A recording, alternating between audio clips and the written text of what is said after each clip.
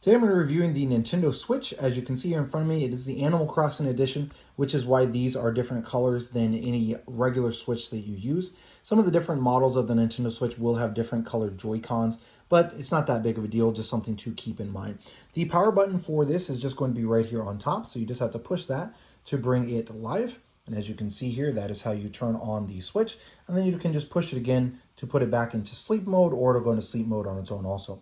We're also on the top, there's the volume up and volume down button, and then it just has these ports. That's just for air to get inside. It does have the headphone jack, so the Switch does have a headphone jack. And then this little spot here is actually where you put your game cartridges at. So you can see here, I don't actually have a game cartridge inside of it right now. You can download game digitally right onto the Nintendo Switch, which is how I download most of the games for myself and for my kids, but it does have the cartridge slot if you choose to purchase cartridges. To charge it, it's just right there on the bottom, as you can see here. So that's how you discharge your Nintendo Switch. And then when you put it in the Switch dock, that just goes right into it as well. I'll show that here in a minute. Then on the back here, I just want to show you this is the kickstand for the Nintendo Switch. So if you're using it, you can just pop that out and it'll hold it up if you're using it on a table or something like that. And then underneath the kickstand is where you're going to be putting a memory card. I do recommend getting a memory card for the Nintendo Switch, as it doesn't have a ton of internal memory, even the larger ones. So getting a memory card is relatively easy, relatively cheap, and you can use really any memory card that you want to for your Switch. And it's, again, just right there underneath the kickstand. If you want to remove the controllers, you're just going to push in on this black button here, and that will slide right up. And the same thing on this side, slide right up as well. Now, the Nintendo Switch, when you purchase it, it will come with a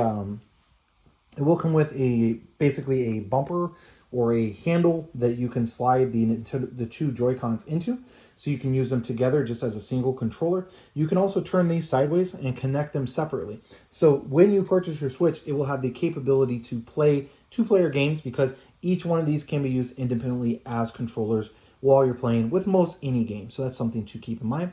Now I'll just show you how this connects into the Switch dock. So I have the Switch dock here in front of me. As you can see, I have the Animal Crossing Edition Switch. And to put it into the Switch dock, quite literally, all you have to do is drop it in. And if it's not centered, you'll see that it doesn't go down all the way. So then you just move it to the side, and then you know that that is clipped in. So it's super easy for it to slide in and charge. There's no wiring that you have to connect or anything. It's quite literally just put it in. And if it's off kilter, you'll know it. You can see that it's slanted there. And then you can just pull it to the side. And once it's on there, then it is charging. The really nice thing about the Switch dock is you can actively play on your TV while your Switch is charging. Well, obviously won't charge as fast if you are playing games with it, but it will still charge. So you can leave these controllers on if they need to be charged. So while the Switch itself is docked inside of the dock, the controllers and the Switch will charge simultaneously. So all of that charges when it's docked, even if you're playing on the TV, of course, assuming that you have a different controller to use than these. But even if you don't, you can still use these to play with it. The Switch itself will charge, and then when you're done, you can reconnect those, and then those will charge off the Switch battery. So overall, the Switch is a really good console. Being able to download digital games is super nice. And of course, then you can buy the traditional chargers as well. My favorite part about the Switch, just in general, is just the fact that you can use it on the go or at home. We recently took a cross-country trip, and my kids used the Switch while we were traveling. But then when we arrived at our destination, we simply plugged it up to a TV, and then we could all play on it or use it, even use the different apps on it, that sort of deal. So definitely a good purchase for our family. Also, I love the games that Nintendo has put out for the Switch.